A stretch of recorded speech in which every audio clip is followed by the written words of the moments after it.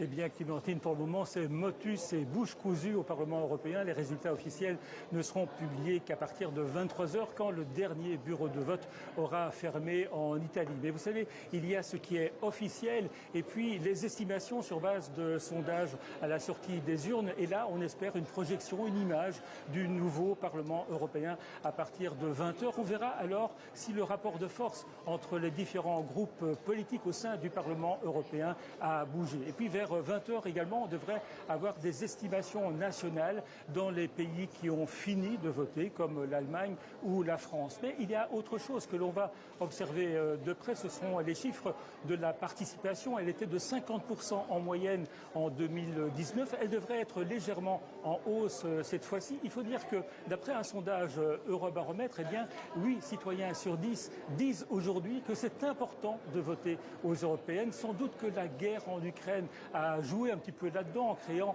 une atmosphère d'insécurité, une certaine anxiété. Et puis un tout petit mot de l'endroit où je me trouve. Je suis dans une allée du Parlement européen, juste à côté du grand hémicycle qui a été transformé en gigantesque salle de presse. Il y a là plus de 1000 journalistes qui sont accrédités. 1000 journalistes, c'est plus que les 720 députés qui vont être élus. C'est donc l'ambiance des grands jours ici. Et il y a un signe qui ne trompe pas, c'est qu'au bar de la presse où l'on ne sert généralement que des petits sandwichs au fromage, eh bien aujourd'hui, il y a des pizzas. Et les Belges, eux, Paul, ne font pas les choses à moitié. Ils votent 3 fois. Aujourd'hui, les bureaux de vote ont fermé il y a à peu près 2 heures.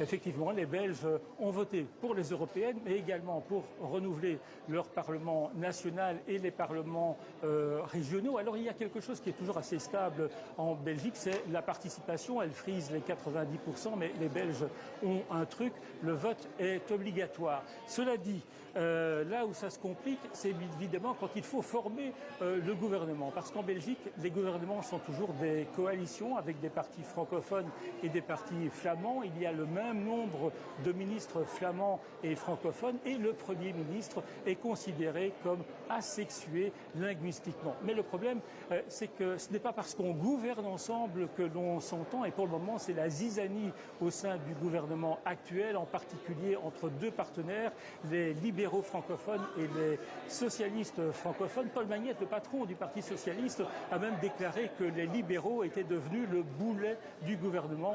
Difficile d'imaginer qu'ils travaillent encore ensemble à l'avenir. Et ça veut donc dire que la Belgique risque, on l'imagine, de battre son record de 2010-2011 quand elle est restée 541 jours sans gouvernement ? Eh bien, c'est ce que prédisent les meilleurs spécialistes de la Belgique, y compris les plus optimistes. Évidemment, il faudra regarder qui remporte les élections du côté flamand en Flandre. Je parle bien des résultats au niveau national, pas au niveau des européennes, des résultats que l'on n'a pas encore pour le moment. Mais imaginons que c'est l'extrême droite qui l'emporte. Une coalition avec des partis francophones serait totalement impossible. Imaginons que ce soit les nationalistes de Bart de Wever. Eh bien, ce sera quand même très très difficile de former une coalition avec des partis francophones. Bref, le roi qui joue toujours les médiateurs pour former le gouvernement aura du pain sur la planche. Merci beaucoup, Paul Germain.